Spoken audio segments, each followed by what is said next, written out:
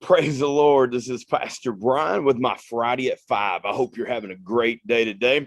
Just want to remind you that today is Friday the 13th. Not that I'm superstitious, but just want to give you that heads up in case you didn't realize that. Just want to invite you out this Sunday. 9:30. You've got to put that on your calendar. 9:30 is our Sunday school. We are having wonderful lessons in our adult Sunday school. The kids Sunday school teachers are doing a phenomenal job. The kids are learning and memorizing Bible verses. So you don't want to miss this Sunday. You want to make it a priority. You want to make sure your kids are there for Sunday school. And then at 10:30, we're going to have our worship service, and worship has just been wonderful over the last several weeks. I want to invite you to come, bring a friend with you. We're going to have a wonderful time in the Lord as we begin our second part of our series that I started last week, Bringing Back the Fire. You don't want to miss that sermon. I believe you will be blessed by it. And then immediately following church, our youth department and Christian department, children's department are going to Beach Bend. The cost is $10, and we invite you to go. All youth can go if they are under the age of middle school. So if they're 5th grade and down, we're asking a parent to go with them. But if they are in middle school or higher, then we will provide them a chaperone. The cost again is $10. We want to see all our young people participate. If you have any questions, please get with Brother Chad or Sister Kelly. They'll be able to get the information to you. It's going to be a wonderful day. And then we've got an exciting thing happening in September. I've been telling you about it. I don't want you to forget about it. September the 19th is just a few weeks away. That is our Back to Church Sunday. So if you haven't already, clear your schedule. This day is going to be a day of celebration, a day that we're going to worship the Lord. And it is a day that if you haven't been coming to church, now's your opportunity to come and not have to worry about anybody asking you where you have been or about any other questions. We're just going to open the doors. We want to invite you to come, make this a opportunity for you to walk back through the doors of the church. And we also want to provide lunch. So immediately after service that day, lunch will be provided. There's going to be more information on that in the coming weeks. So stay tuned. There are a lot of wonderful things taking place at Community Connection this fall that you'll want to stay tuned and be in the know. So please be picking up your bulletin. And while I'm talking about the bulletin, in your bulletin, there is a QR code. And throughout the month of August, it is the same QR code. And it will take you to a bulletin board that you will be able to put your prayer request on that bulletin board that we will pray throughout the week. Our prayer team will be looking at that. I look at that throughout the week and pray over those needs. So if you have a prayer request, to scan that code with your phone, just like going into a restaurant that you would now with their menu. You can scan that code and it'll take you right to that board that you could be able to put your prayer request on.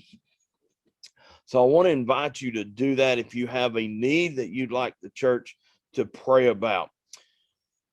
In closing, I want to share this article that I ran across. 50 countries where it's most dangerous to follow Jesus in 2021.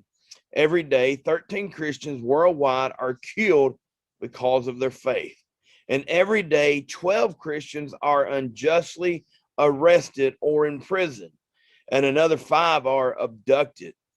So reports of the 2021, that's this year, this is not old news, this is this year, the World Watch List, the WWL, the latest annual accounting for Open Doors of the top 50 countries where Christians are the most persecuted for following Jesus. The president, David Curry of Open Doors, says this: you might think that the list is all about oppression, but the list is actually, in reality, all about resilience. The number of God's people who are suffering should mean the church is dying. that Christians are keeping quiet, losing their faith, and turning away from one another. But that's not what's happening. If I could encourage you by this article today, he says, instead, in living color, we see the words of God recorded in the prophet Isaiah. I will make a way in the wilderness and rivers in the desert. Isaiah 43:19. The list of nations contained 309 million Christians living in places with very high or extreme levels of persecution. And that's up from 260 million in last year's list alone. This list, the top 10 worst persecuted are relatively unchanged. Here's the list. After North Korea is Afghanistan, followed by Somalia, then Libya, then Pakistan, then Yemen, Iran, and Nigeria, and then it is India. And China joined the top 20 for the first time in over a decade due to the ongoing and increasingly surveillance and censorship of Christians and other religion minorities. The purpose of this annual WWL, or World Watch rankings, is to guide prayers and to aim for more effective anger while showing persecuted believers that they are not forgotten. So as I read that article and I thought about the persecution of people trying to live for Christ, I thought about them for their faith. They may struggle, may have challenges. It may be a hardship for them. But we live in a country, it's still free. We can still worship the Lord on Sundays. We don't have any excuses. So I think about the ones that are giving their life.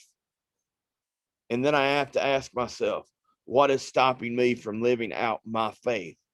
So I encourage you this Sunday, when you are tired, when you feel like you don't want to get up and go to church, think about those people living in those countries.